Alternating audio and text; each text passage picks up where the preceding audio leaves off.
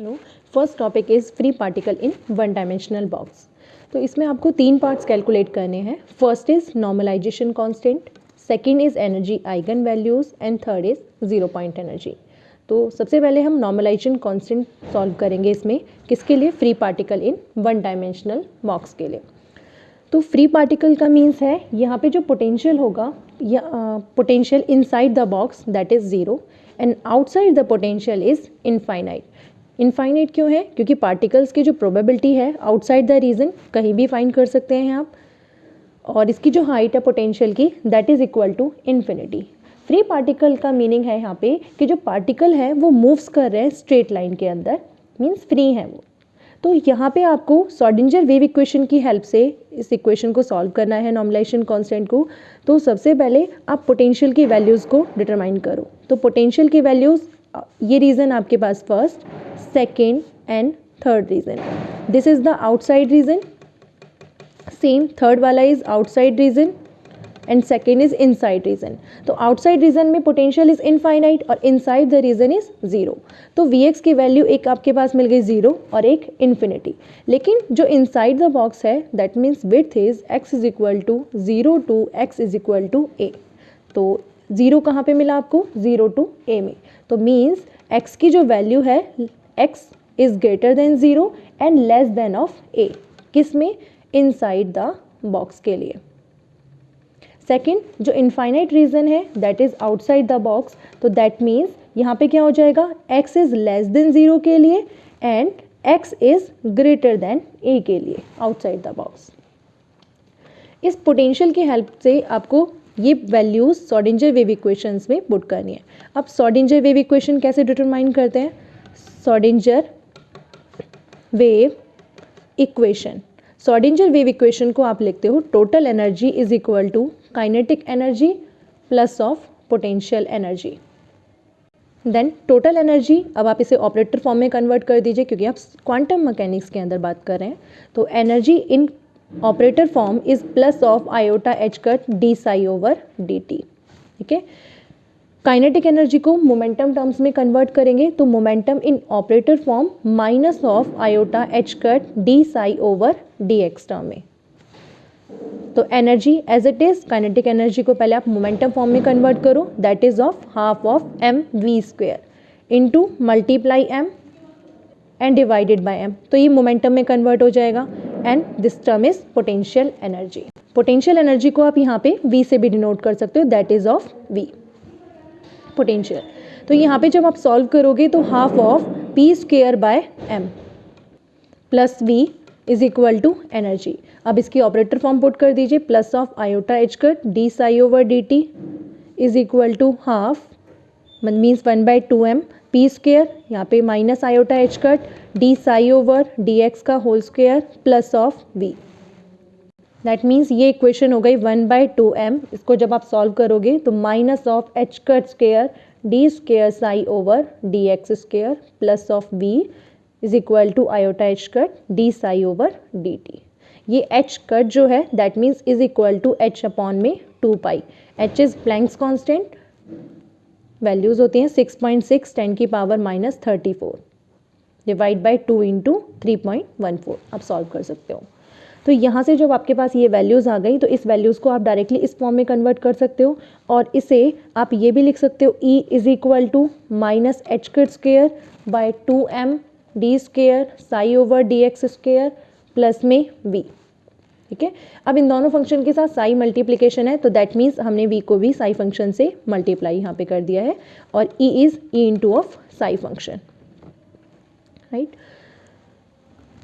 तो आप इस इक्वेशन को ऑर्डर में अरेंज कर दो। ये ऑर्डर में किस फॉर्म में आएगी? Minus h cut square upon में two m d square psi over d x square plus of v psi minus of e psi is equal to zero. Minus को कॉमन ले लो, माइनस कॉमन लोगे तो h cut square upon में two m d square psi over d x square plus में e minus v psi function is common that is equal to zero. ये आ गई आपके पास श्रोडिंगर वेव इक्वेशन। नाउ अब potential की values इसमें put कर दीजिए, कौन सी? इनसाइड द बॉक्स और आउटसाइड द बॉक्स। तो this is equation number 1। Then put V is equal to 0 and put v is equal to infinity, तब आपको इस इक्वेशन को सॉल्व करना है। एच कट स्क्वेयर अपॉन में 2m d square psi over d x square plus of e minus zero psi that is e of psi is equal to 0। Same equation आपके पास v infinite के लिए बनेगी। H cut square upon में 2m d square psi over d x square plus of energy into psi function is equal to 0। Same equation है, तो that means इस equation में आप क्या कर सकते हो, इस इक्वेशन को यहाँ पे आप इसे d square psi over d x square में कन्वर्ट कर लो। D square psi over d x square plus में एलसीएम लो 2m by h cut square e psi is equal to 0 और this term d square psi over d x square plus 2m e upon में h cut square psi is equal to 0।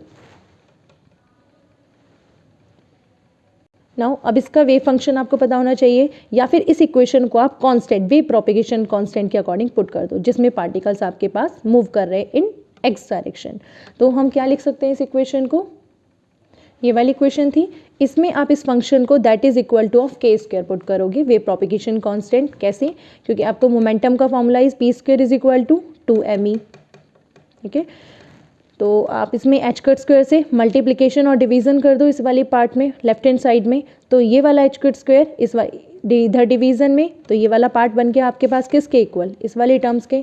और momentum को आप किसके equal लिखते हो, H cut के। ये वाली टर्म कैसे आई, according to de Broglie wavelength, p is equal to h by lambda into 2 pi multiplication and 2 pi का division, that means h upon 2 pi is h cut और 2 pi by lambda is k, wave vector, ठीक है। तो P momentum आपको यहाँ से मिल गया है और इस मोमेंटम की वैल्यू आप डायरेक्टली इस इक्वेशन में पुट कर सकते हो यहाँ पे। तो ये टर्म आ गई h cut square k square upon में h cut square is equal to 2me upon h cut square. H cut square से ये cancel, this is of k square, तो दैट मीन्स के स्क्वेयर किसके equal आया है, 2me by H cut square के। ये वाली इक्वेशन एज इट इज इस वाली इक्वेशंस में सब्स्टिट्यूट कर दो, d square psi over d x square plus of k square psi is equal to 0। This is equation number 2। अब इस इक्वेशन को सॉल्व करने के लिए यहाँ पे वेव फंक्शन के आपको सॉल्यूशंस फाइंड करना पड़ेगा। तो इक्वेशन का जो सॉल्यूशंस होगा यहाँ पे, तो that means wave function solution is equal to exponential, एक टर्म होगी plus of iota k x term में, प्लस जो सेकेंड टर्म होगी एक्सपोनेंशियल की power minus of iota k x, ठीक है। इसके साथ एम्पलीट्यूड ए और इसके साथ एम्पलीट्यूड बी, ए और बी टर्म्स, ये वेव फंक्शन सॉल्यूशन होता है इस इक्वेशन का। और इस इक्वेशन से अब आपको क्या करना है, यहाँ पे देखना है वेव फंक्शन इज एक्सेप्टेबल और नॉट। तो दैट मीन्स यहाँ पे हमारे पास 2 बाउंड्री कंडीशन सेटिस्फाई करेंगी। कौन सी बाउंड्री कंडीशन कब होती है, जब सिंगल पार्टिकल है, तो दैट मीन्स सिंगल पार्टिकल पे वेव फंक्शन इज कॉन्टिन्यूअस, और अगर वेव फंक्शन कॉन्टिन्यूअस है that means differentiation of wave function is also equal to continuous wave function. तो फर्स्ट कंडीशन इसमें क्या हो जाएगी, कब होगी, जब at x is equal to 0 पर क्या होगा, यहाँ पे wave function of x is equal to 0, first boundary condition. Secondary boundary condition में at x is equal to किस पे पुट करोगे, ए पर, वेव फंक्शन इज 0। अब ये दोनों वैल्यूज आपको किस में पुट करनी है, इस वाली इक्वेशन में, दैट इज इक्वेशन नंबर 3 आप मान लीजिए। तो फर्स्ट बाउंड्री कंडीशन अप्लाई कर रहे हैं at x is equal to 0 पे, तो ये फंक्शन बन गया psi x 0 is equal to a e की पावर एक्स की value 0 iota k 0 plus b e की power minus iota k into 0। तो ये आपके पास सॉल्यूशन क्या बना, psi x is equal to किस पर, 0 पर है ना, तो that means is equal to of 0, और ये term a plus of b, e की पावर 0 इज 1, ई की power 0 is 1। This is equation number 4। तो आप यहाँ से इस इक्वेशन को सॉल्व कर सकते हो, a is equal to minus b के इक्वल आ गया। Next second boundary condition apply करो इसमें, at x is equal to a पर वेव फंक्शन इज 0। तो x is equal to a पर, तो आप क्या लिखोगे, wave function of a is equal to a e की पावर, जहाँ पे एक्स है वहाँ पे के, एक्स की जगह ए पुट कर दो, प्लस बी ई की power of minus iota k into a. और this function is 0, this means wave function psi a is equal to 0 हो जाएगा, क्योंकि psi x is equal to 0 और एक्स ए पर था। ए ई की पावर प्लस आयोटा के ए प्लस बी ई की पावर ऑफ माइनस आयोटा के ए, ये टर्म आ गई इक्वेशन नंबर 5, राइट। अब ये वाली वैल्यूज़ आप इस वाली इक्वेशन में पुट कर दो ताकि आपके यहाँ पे के की वैल्यू सॉल्व हो जाए और वेव फंक्शन आपको कंप्लीट सॉल्यूशन मिल जाए इसका। तो हम क्या कर सकते हैं इस वाली इक्वेशन में, ए को अगर माइनस बी पुट कर दें या बी को ए के इक्वल पुट कर दें या b is equal to minus a के इक्वल, दोनों में से कोई सी भी इक्वेशन हम यहाँ सब्स्टिट्यूट कर सकते हैं। तो ए ई की पावर प्लस आयोटा के ए माइनस ऑफ ए ई की पावर माइनस ऑफ आयोटा के ए इज इक्वल टू 0। यहाँ से ए कॉमन ले लो, ई की पावर आयोटा के ए माइनस ऑफ ई की पावर माइनस स्मॉल ए है आयोटा के ए इज इक्वल टू 0। अब ये जो फंक्शन आया है इसमें आप क्या करो, क्योंकि देखो आप चेक करो ये फंक्शन बना ई की power iota theta minus of e की power minus iota theta divide by 2 iota अगर हो जाए तो ये इक्वेशन बनेगी साइन फंक्शन साइन थीटा के इक्वल, राइट। तो इसमें 2 आयोटा नहीं है तो आप इसमें एक काम करो, 2 आयोटा का मल्टीप्लिकेशन और 2 आयोटा का डिवीजन कर दो, मल्टीप्लिकेशन एंड डिवीजन। तो ये फंक्शन कंप्लीट क्या बन गया यहाँ पे, दैट इज साइन थीटा और थीटा इज के ए, तो 2 आयोटा ए फंक्शन हो गया साइन के ए इज इक्वल टू 0। ये फंक्शन इधर जाएगा तो 0 के इक्वल, दैट मीन्स साइन के ए इज इक्वल टू 0।